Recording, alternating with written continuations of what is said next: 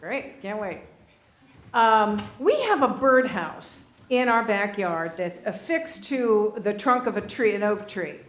And it's right outside of our bedroom window. So from our vantage point, every spring we get to see mama birds coming and making their nests. And they grab little bits of twigs and feathery kind of stuff and whatever they can find and push it through that little tiny hole, And this event happens every year. The same pattern repeats itself every spring.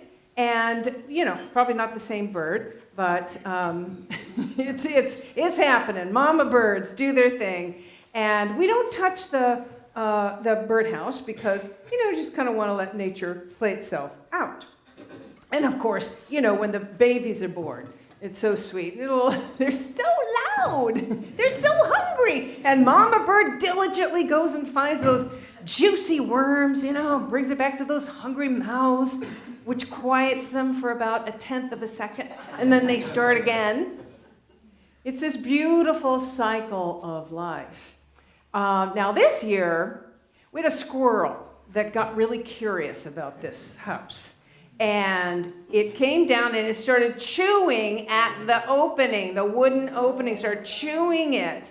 And, my husband and I were like rapping on the window and we'd run outside and try to chase it away, which we did for a second, and then it came back again, very persistent squirrel.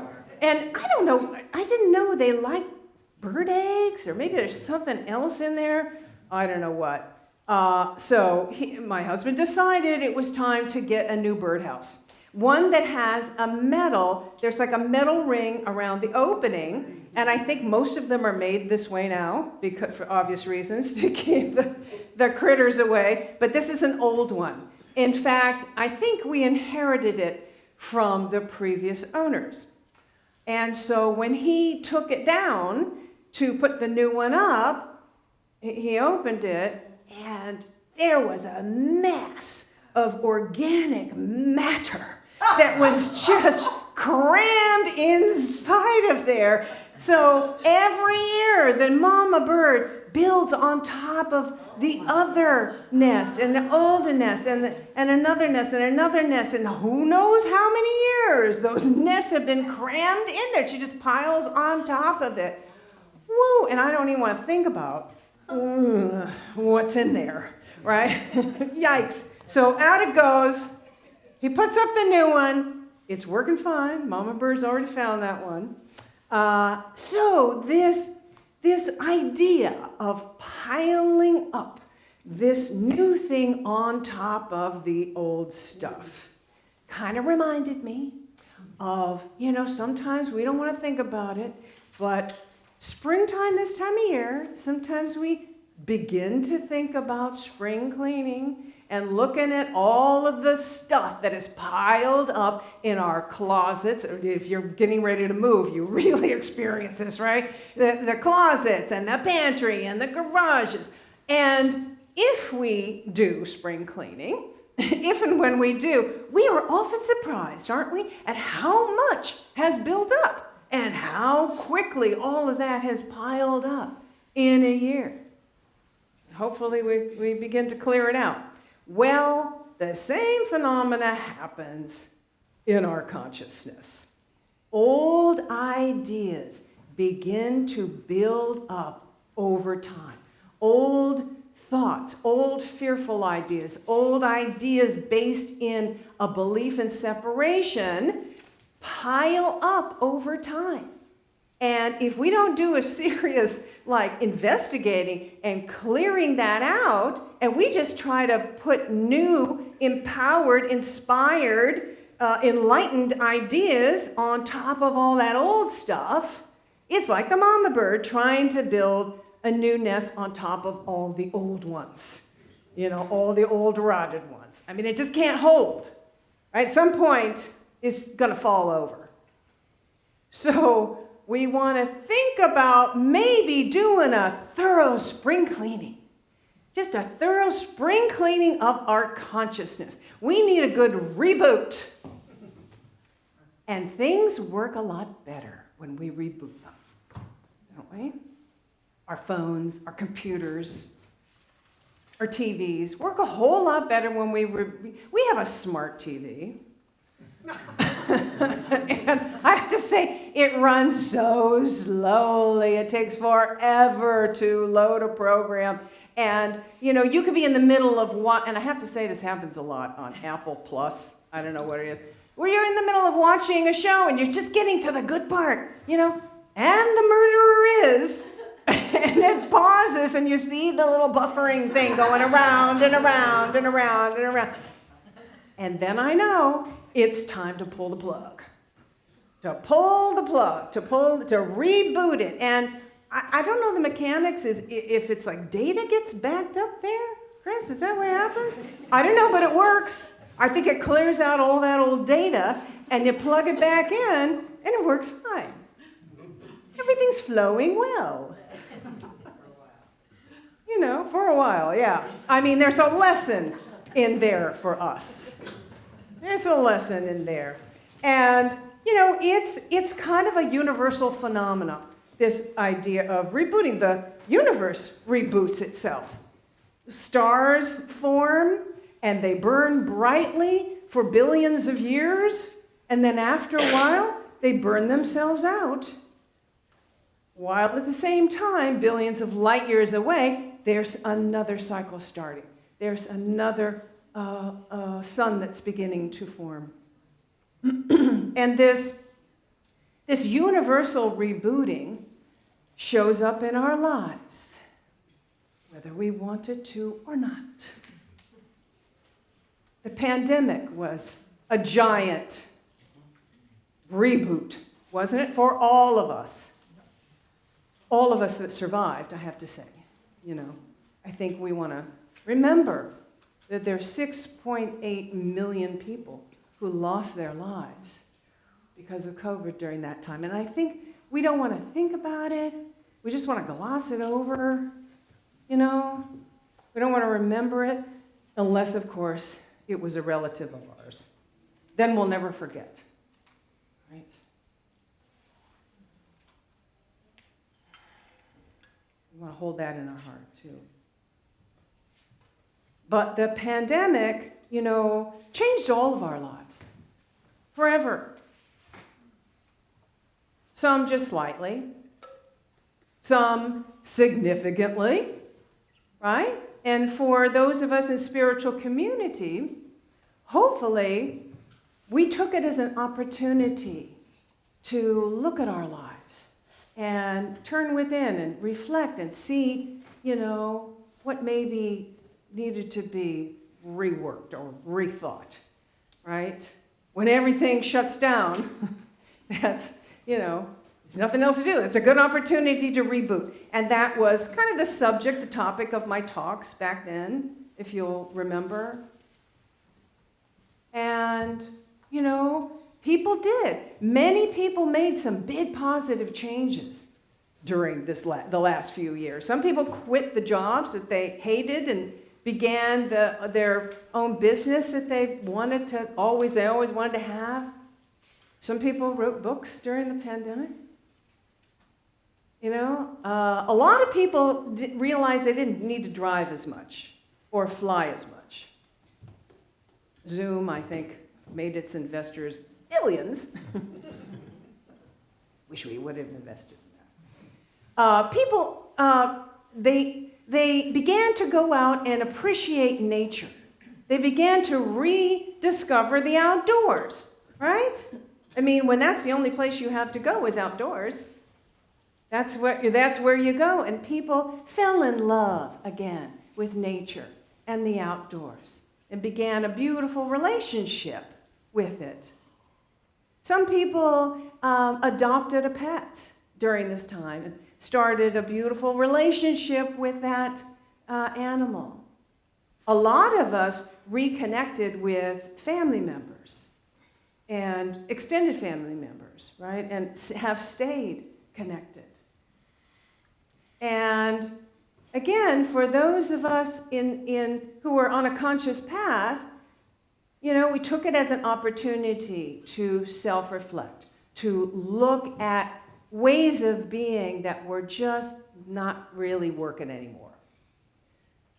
Ways that maybe areas of our life that we were living unconsciously, where we weren't really making conscious choices, but just letting habit patterns, dictate our lives, show up, guide our lives.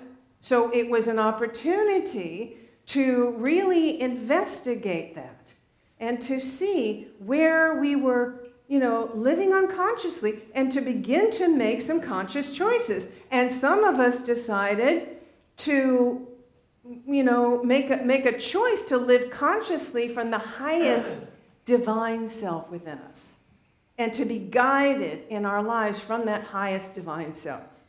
And some of us took action in that direction. Many of you found this community, Unity Center of Peace, around that time. So the pandemic was a really good opportunity to do that reboot, right? And I think this time of year, springtime, is another really good time of year to do a reboot. To do a reboot, a little opportunity for spring cleaning, to clear out all that junky thinking, right? To clear it all out and look at the areas of life where we've been living unconsciously, where we're not making conscious choices in our lives.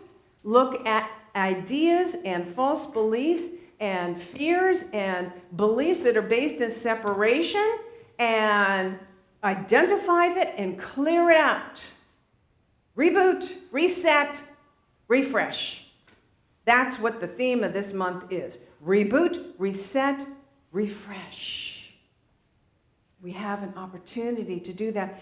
And if you're looking for a way to discover these old beliefs, these old ideas, this junky thinking, I have a little secret for you.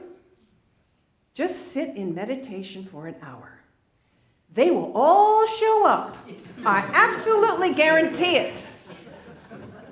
You're laughing because you know this, right? There's another one.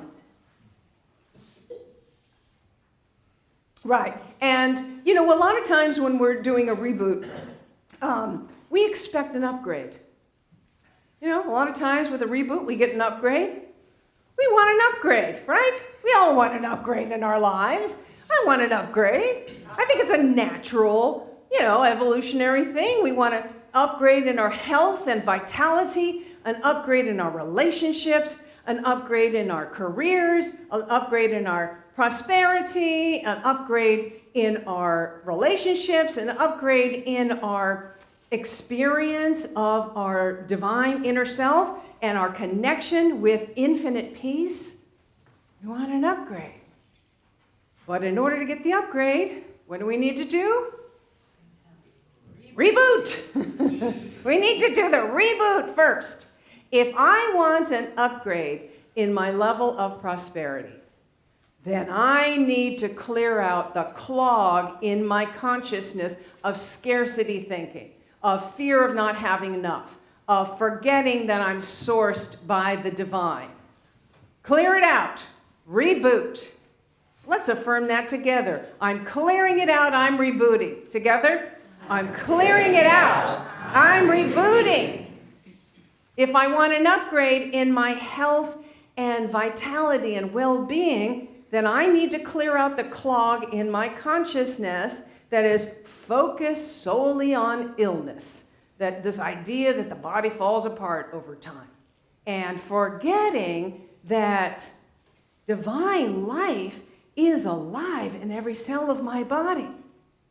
Clear it out. Reboot. Together, I'm clearing it out. I'm rebooting. Yeah. And if I want an upgrade in my relationships, then I need to clear out old resentments, unforgiveness, judgment, this idea that, people should be behaving the way I think they should behave. Clear it out. Reboot. Together, I'm clearing it out. I'm rebooting.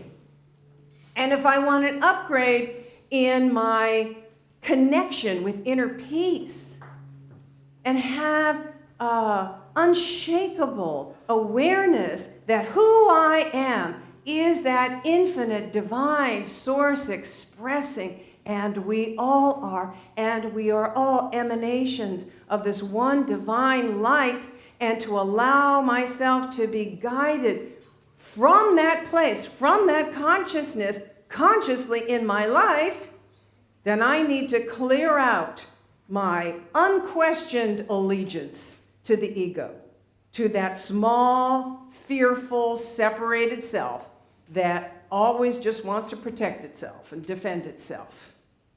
I'm clearing it out. I'm rebooting. Together, I'm clearing it out. I'm rebooting.